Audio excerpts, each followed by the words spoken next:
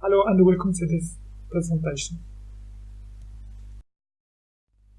With missable expenses when going on new business owners, saving enough money for an effective advertising strategy ignore lower property. Instead, low-cost methods are sought out but hardly provide the desired results.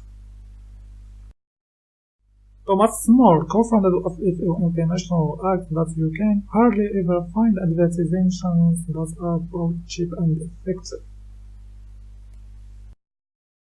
He says you absolutely must budget for advertising, not just play with the money you have left over. By assuming the right amount of money to the right channels, you can get the results you want.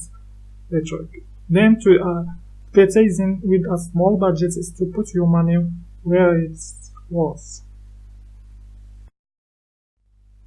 Don't came out on an advertising budget, but use it to find the channels that are going to bring in more revenue and more traffic.